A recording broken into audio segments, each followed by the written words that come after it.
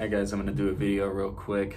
We're just going to jump right into it and run through them. Starting off with Chris Curtis against Joaquin Buckley.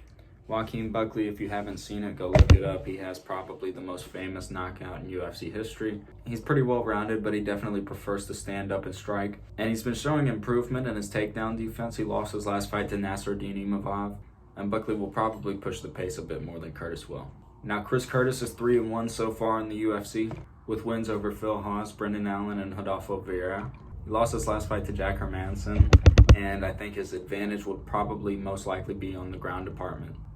So he should look to take this fight to the ground, but I feel pretty confident in Buckley's ability to defend takedowns, and I think Buckley may have the striking advantage here, so I'm going to go with Joaquin Buckley from this fight. Now on to Jairzinho Rozenstruik against Chris Daukaus. Daukaus has lost his last two fights to Curtis Blaydes and Derek Lewis. He's shown to be very well-rounded with a black belt in jiu-jitsu, and he does tend to finish most of his fights by TKO or KO. But his opponent is definitely going to have the stand-up advantage, so I would recommend Chris Daukaus to take the fight to the ground. But that's if he can, because Jairzinho Rozenstruik has a lot of massive power in his hands.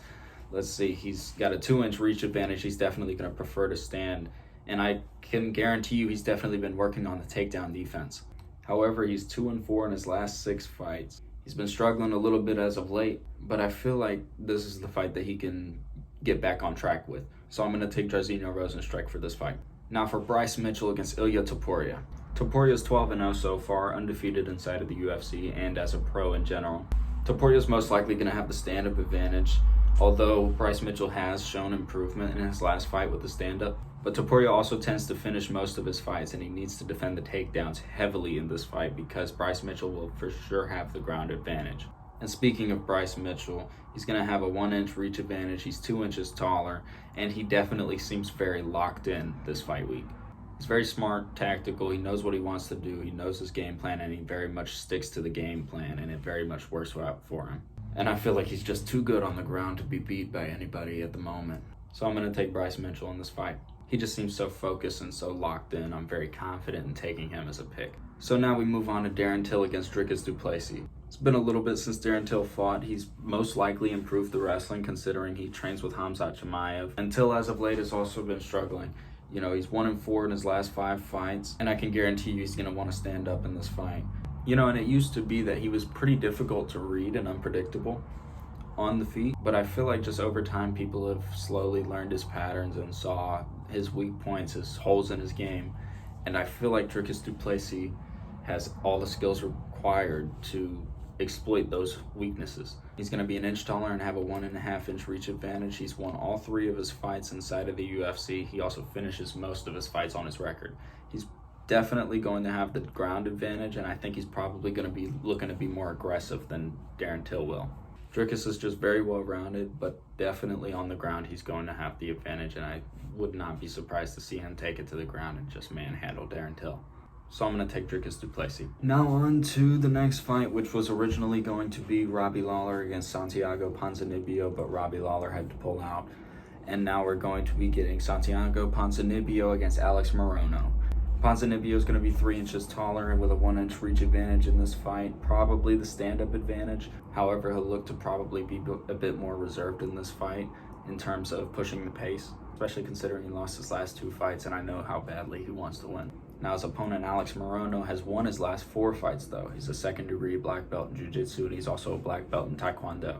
He's well-rounded, he's smart, and just like Bryce Mitchell, he sticks to the game plan. And while he is coming in on short notice, I'm going to be honest, I really like Alex Morono's chances to win this fight. So it seems I will be taking Alex Morono. I think he'll probably have the ground advantage along with the grappling advantage, so I'm going to take him in this fight. And now for the co-main event, Paddy Pimblett against Jared Gordon. Paddy catching some flack as of late from the fans, including myself, but I'm not going to get into it at the moment. So we're going to talk about the fight, starting with Jared Gordon, who's 4-1 inside of the UFC, winning his first 3 inside of the UFC, then taking a loss and having won his last fight. And he's also a brown belt in Brazilian Jiu-Jitsu under John Danaher, who, if you know who that is, he's one hell of a Brazilian Jiu-Jitsu coach, and he probably is the best Jiu-Jitsu coach in the world. And if the name John Danaher doesn't ring a bell, then Ryan Gordon probably will, because that's one of his students. And Ryan Gordon is currently being debated as the greatest jiu-jitsu practitioner of all time, and he's not even 30. And Jared Gordon's probably going to look to take this fight to the ground. That's probably where he'll have the best chance of having an advantage in this fight, because Paddy, while they're about the same size, he's going to have a 5-inch reach advantage, and he's definitely going to be larger than Jared Gordon is inside of the octagon. And Paddy's pretty well-rounded, but he's definitely going to prefer to stand in this fight as he normally does. And he seems to normally be pretty calm and composed throughout his fights, but in the past 2 or so fights that he's had in the UFC, we've seen him get in trouble before. And I feel like Jared Gordon has the potential to do that if he can get the fight to the ground. And you know Paddy's most likely been training a lot of takedown defense in order to prepare for this. Now, while it seems like Paddy has a pretty good chance of beating Jared Gordon, I think Jared Gordon has a very good chance of being overlooked by Paddy in this situation. If you saw the press conference, you saw Paddy talking a lot of trash to Ilya Topuria, and Ilya coming back at Paddy with trash talk. So I don't know if that might be something that could affect his mindset going into the fight tonight, but I kind of feel like Jared Gordon's going to be able to catch him off guard and win the fight. So I will be taking Jared Gordon in this fight.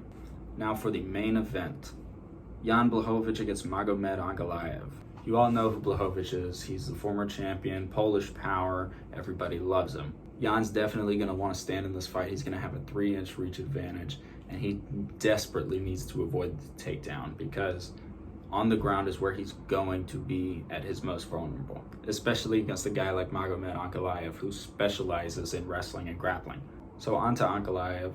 He has won every fight that he's had so far in the UFC except for a fight against Paul Craig, where he got caught in an armbar in a fight in which he was winning and ended up tapping with a second left to go in the fight. And Ankalaev, it's not going to be very surprising to see him go for a takedown in this fight. That's what he's going to look to do, is go for a takedown, and hopefully get Jan to the ground and just control him as long as he wants. Now, Jan's not an idiot. He's definitely been training his takedown defense. He's definitely been trying to get better in the grappling department. There's just no way he hasn't been. This one's a hard fight for me to pick, because preferably I would want Jan to win. He's the older guy. There's more time for Ankalaev to win the belt in the future. And if Jan wins, we could possibly get Jan versus Glover 2, or even Jan versus Yuri. And I think that's a fight that a lot of people would be excited for. But my gut is telling me that Magomed Ankalaev is going to get the win. I'm going to be rooting for Jan Blachowicz, but my non-biased pick, I'm going to have to go with Ankalaev. And it looks like that's all I got for y'all. So hit like, subscribe, and all that.